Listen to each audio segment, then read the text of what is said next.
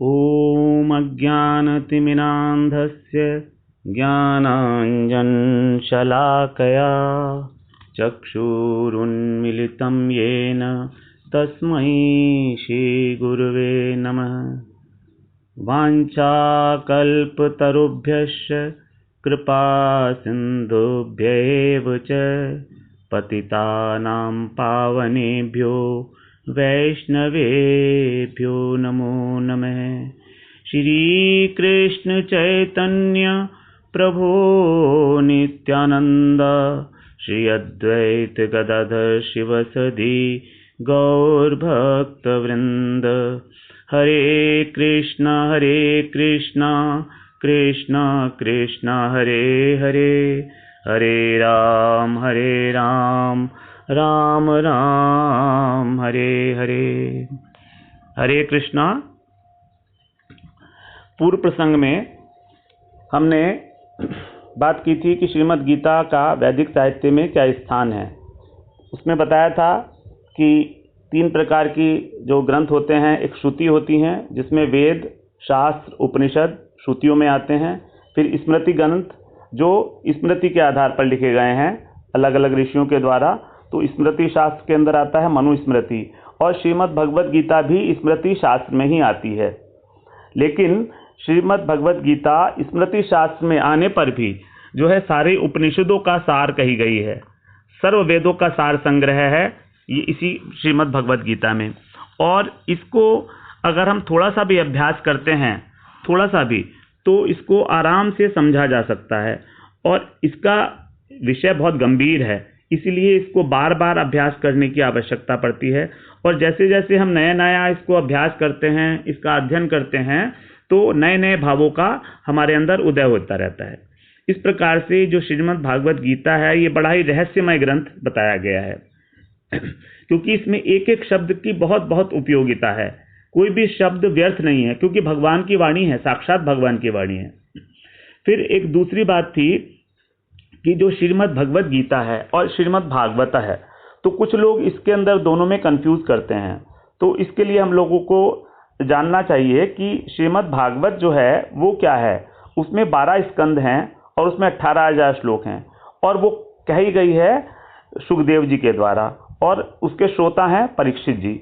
परीक्षित जी, राजा परीक्षित, जिनको श्राप मिला था, किसी ऋषि पुत्र ने किसी कारणवश उनको जब श्राप दिया था, तब उनको 7 दिन में उनकी मृत्यु होनी निश्चित हुई थी। तो परीक्षित जी ने अपनी मृत्यु को जानकर 7 दिनों में ये निर्णय किया कि अपनी मुक्ति के लिए, अपने मोक्ष के लिए वो कुछ ना कुछ साधन करेंगे। तो उस संबंध में बिल्कुल भी उस संबंध में उन्होंने जो है श्री सुखदेव जी का आश्रय ग्रहण किया था। इस प्रकार श्रीमद् भागवत की रचना हुई थी कि जब सबसे पहले सुखदेव जी ने ही श्री गंगा जी के तट के ऊपर परीक्षित जी को ये भागवत सुनाई थी। इसमें 12 स्कंध जैसे बताए और 18,000 श्लोक हैं। इसमें अनेक भगवान के जो अनेक अवतार हैं, उसमें जो मुख्य अवतार हैं उन सब की लीलाओं का वर्णन किया गया है। जैसे राम अवतार, कृष्ण अवतार, नरसिंह अवतार, वराह अवतार, मत्स्य अवतार, है ना, वामन अवतार और कूर्म अवतार, मोहिनी अवतार। इस प्रकार के भगवान के 24 अवतार हुए हैं। उसमें से जो मेन मुख्य अवतार हैं उन सब का इसके अंदर बहुत विस्तृत रूप से वर्णन किया गया श्रीमद् भागवत में। और इसका हम लोग जो भागवत सप्ताह होता है वो भी इसी के अंदर होता है। बिल्कुल भागवत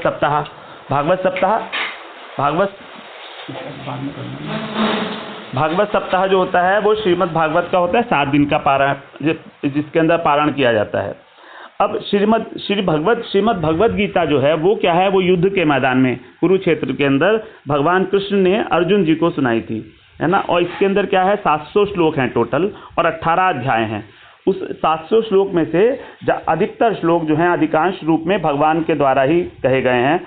जैसे लगभग नहीं 574 श्लोक हैं जो कृष्ण के कहे हुए हैं, 84 श्लोक हैं जो अर्जुन जी ने, और 41 श्लोक हैं जो संजय ने हैं, और एक ही श्लोक है जो धृतराष्ट्र ने कहा था सबसे पहले, धर्म क्षेत्रे कुरुक्षेत्रे। इस प्रकार गीता में 18 अध्याय होकर और 700 श्लोक बताए गए हैं। अब इसके लिए हमको गीता जो है बहुत जटिल है, ग्रंथ इसका काफ़ी जटिल है हमारा, है ना। और लेकिन हमको इसको सुनकर ऐसा लग सकता है कि हम इसको हृदयंगम नहीं कर पा रहे हैं, लेकिन फिर भी क्या करना है, हमको इसको बार बार सुनना चाहिए। क्यों? क्योंकि बिना सुने भी हमारी गति नहीं है, हमको सुनना ही पड़ेगा, है ना। हमारे लिए ही तो गीता कही गई है, अर्जुन के लिए नहीं कही गई है, हमारे लिए कही गई है, तो हमको सुनना ही पड़ेगा। और जब भगवान की कृपा होगी धीरे धीरे, तो हमारे को वो समझ में, अर्थ भी समझ में आने लगेगा। सहज है, अगर हमारी इच्छा अगर है, दृढ़ है, क्योंकि भगवान देखते हैं कि ये कितना जानना चाहता है, कितना समझना चाहता है ना, और फिर उनको, उनकी कृपा से ही हम भगवद गीता को समझ सकते हैं।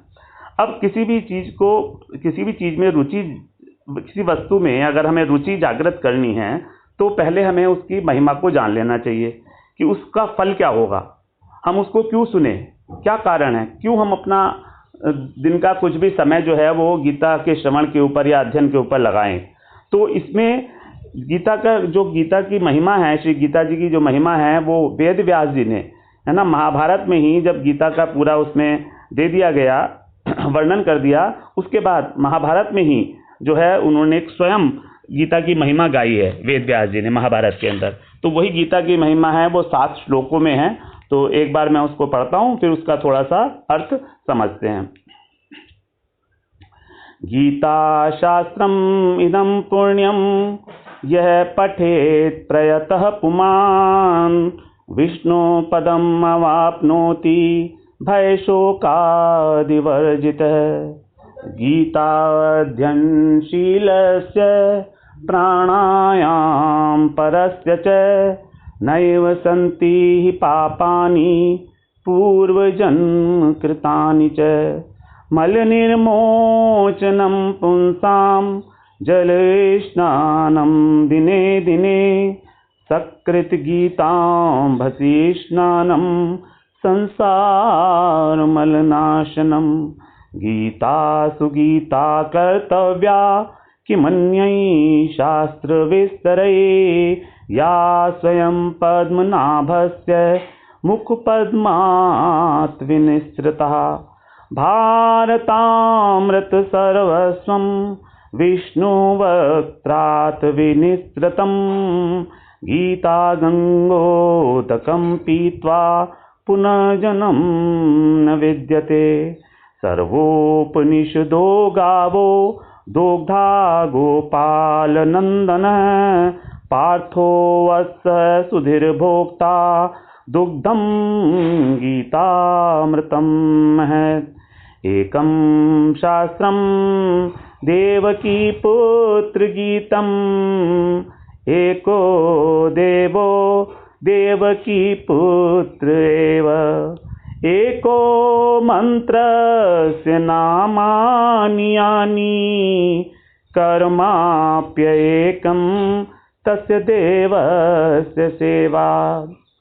इसमें वेद व्यास जी बता रहे हैं, गीता शास्त्रम इदम पुण्यम, ये जो गीता शास्त्र है ये पुण्यम, ये हमको पवित्र करने वाला है।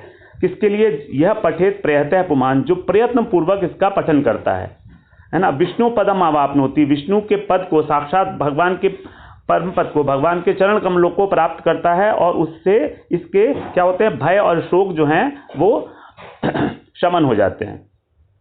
फिर आगे बता रहे हैं, गीता अध्ययनशीलस्य, जो गीता का अध्ययन करता है, अध्ययन का मतलब है जो इसको श्रवण करता है और उसके ऊपर मनन करता है ना। अधिकृत रूप से जब हम किसी वस्तु को धारण करते हैं तब उसको हम अध्ययन कहते हैं, तो अधिकार पूर्वक। तो गीता अध्ययनशीलस्य प्राणायाम परस्य च नैव सन्ति ही पापानि पूर्वजन्म कृतानि च, उसके जो पूर्वजन्म के पाप हैं वो भी जो हैं सारे नष्ट हो जाते हैं, और वो आगे पाप भी नहीं करता है।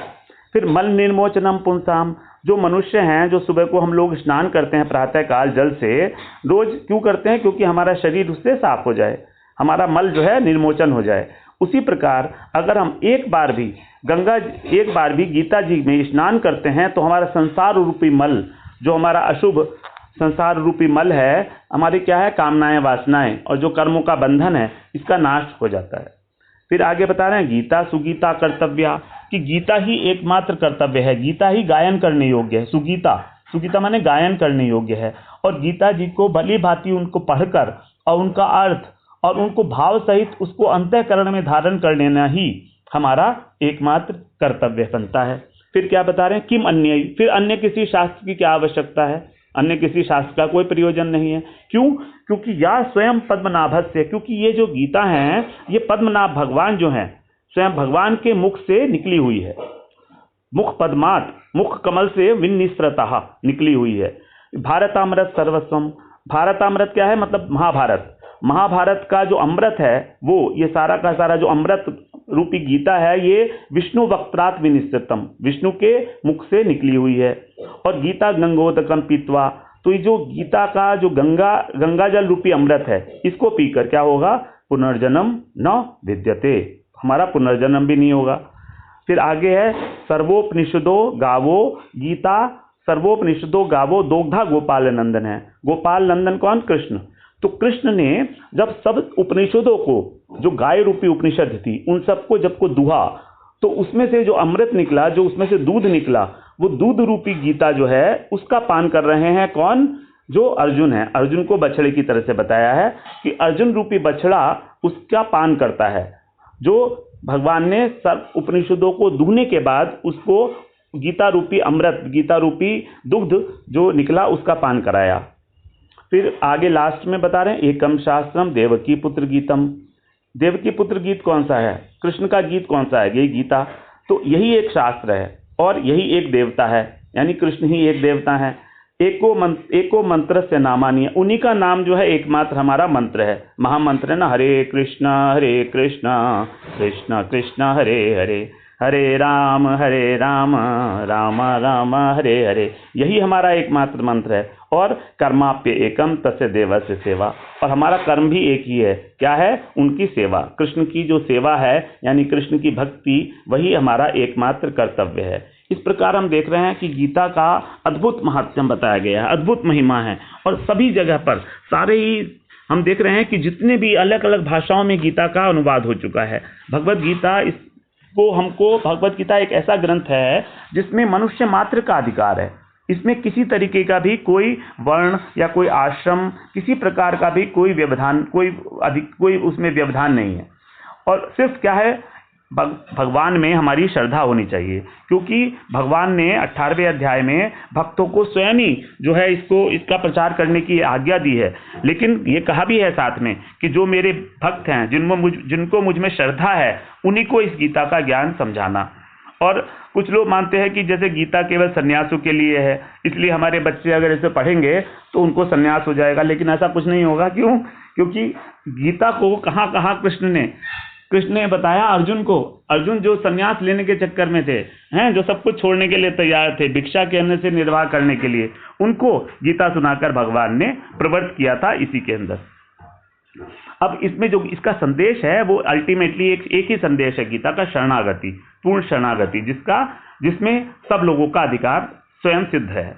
अब इसके अंदर जो गीता में जो हम पहले बात कर रहे थे कि किस तरह से इसकी चर्चा करेंगे, तो इसमें देखा मैंने कि बहुत सारे ऐसे शब्द हैं जिनका हमको तत्वतः ज्ञान नहीं है ना। उसके बारे में हमारी मिसअंडरस्टैंडिंग बहुत हैं। जैसे कौन कौन से? जैसे धर्म क्या है, कर्म क्या है, यज्ञ क्या है, ज्ञान योग, कर्म योग, ज्ञान योग, भक्ति योग, बुद्धि क्या है ना। उसके बाद ये हमारा जो ब्रह्म है ये क्या है, परमात्मा, ईश्वर, भगवान, जीवात्मा कौन है, प्रकृति किसको कहते हैं, आत्मा किसको कहते हैं, माया क्या है, शरीर क्या है, जगत क्या है। ये सारे अलग अलग बहुत सारे इसमें ऐसे प्रश्न आएंगे, बार बार यही शब्द आएंगे। तो अगर हम इन सब की एक बार थोड़ा सा इनके बारे में जान लेंगे श्रीमद् गीता का अध्ययन करने से पहले, तो हमारे लिए बहुत सुविधा हो जाएगी इसमें आगे बढ़ने के लिए। तो इस प्रकार हम जो अगले वाले सत्र में फिर डिस्कस करेंगे कि धर्म क्या है और कर्म किसको कहते हैं। तो धर्म और कर्म को जब हम समझ जाएंगे तभी हम उसमें आगे बढ़ने के लिए यत्न करेंगे।